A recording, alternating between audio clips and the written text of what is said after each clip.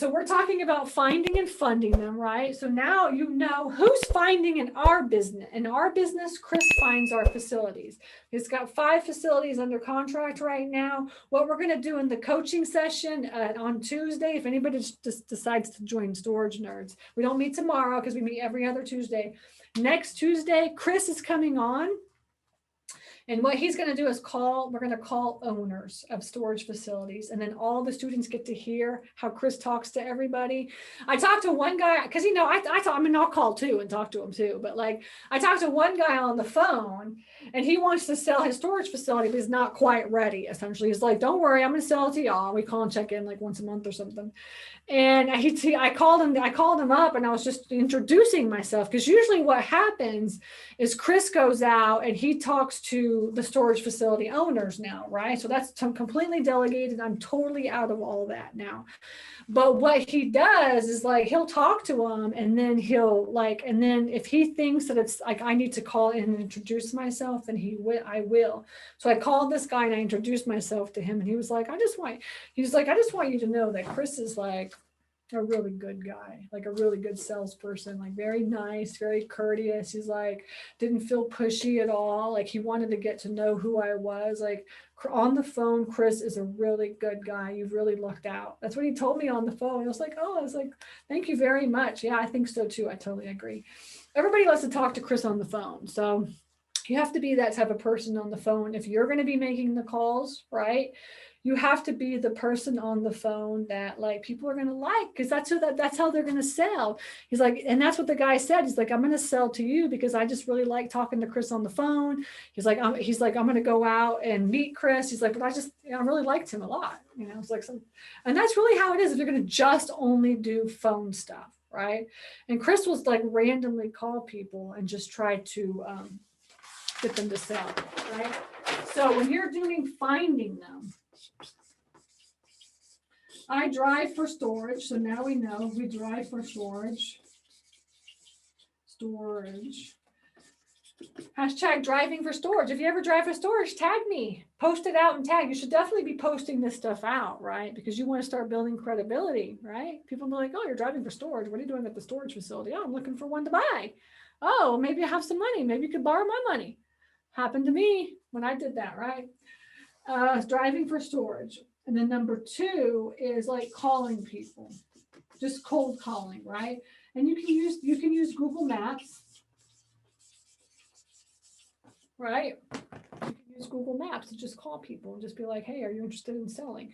Now, this is the easy way, right? And this is the hard way. My dad will always say, when I grew up, he's like, do you want to do it the easy way or do you want to do it the hard way? Guess what I did? Always did the hard way. Always did the hard way. All right. Now that I've been investing for, 10 years, I always take the easy way out, man. I'm like, easy I want it to be easy. The longer I invest, the lazier I get. Right. But in the beginning, you got to do it the hard way. Right. If it's the easy way, that means everybody's doing it. If it's the hard way, nobody's doing it. Right. And the hard way is where you get you get the most reward. Okay, so now you're on Google Maps when you're out looking for storage. Okay, when you're looking on Google Maps, you want to look to see if they have like a website. Do they have a website? If they don't have a website, that's probably a better lead than if they do have a website, right? Because getting on Google, we talked about this before, getting on Google Maps is hard. Getting a website on Google Map, Google Business Listing is not easy. It's just not, right? And website, do they have a phone number? Do they have an address? This kind of thing. If they're missing anything, that's a good lead, okay? Now, and then what you want to do, right? We already know this. You want to find the hidden market. That's everybody that's not on Google Maps. All the storage facility owners that are not on Google Maps. Okay. And then you can drive over, you can find the ones that are not on Google Maps and you can drive over and you can see if they want to sell. Call them up right in front of the facility. Just call them up. Okay, that's what I tell my students all the time. You got to just right in front of the facility. That's how I've gotten most of my storage facilities. I'm just right there. Now, okay, so we got hidden market, we've got calling, driving for storage, and you can say lists. Okay, lists. Buy a list, buy a storage facility list, or do the list yourself. Get somebody to create a list for you of all the storage facilities. There's only 50,000 storage facilities in the country. 50,000 storage. Okay, so if you break it down, think about it this way. 50,000 storage facilities across the country. How many states are there? 50, right? So there's 1,000 storage facilities per state. How many of those storage facilities are owned by REITs? I would say 25% are owned by REITs. So that means 750 storage facilities are owned by people like you and me, mom and pops, right? Out of the 750, I would guess at least 25% own 2 or more. Right. So let's just say you're down to like 500. Now there's only 500 people that own one storage facility. Right.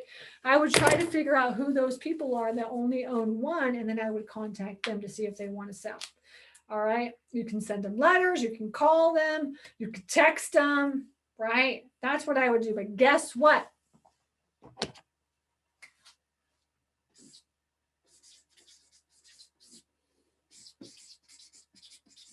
You got the easy way and you got the hard way. The easy way, everybody's doing it.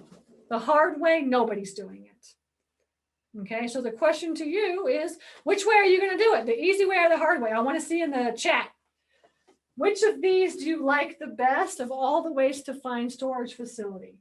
You like the hard way or you like the easy way? Put it in the chat. I want to know what you're going to be doing. Which type of way you're going to be looking, right? So William says hard way. All right, you guys, look, Natalia's like easy way. I'm going to just do the easy way. I hope that's like a mental thing, a mental checklist. Hard way for sure, less competition. Good, you've got it. The hard way is less competition. The easy way, more competition. Easy way, oh, guess what I love too? Driving for storage. Guess what your marketing budget is? Gas money. Right? Hidden markets. Guess what your marketing budget is? Gas money. Calling. Yeah, you got a time and no marketing budget. This you got to have some money for. You got to pay for it, unless you can do all that by yourself. But then it goes to the question like, what's your time worth? Sitting there and trying to figure all this out. This is something that you could totally even train a virtual assistant to do for you. Or guess what? Hire an acquisitions person like I did. All this stuff right here, this is Chris's task list.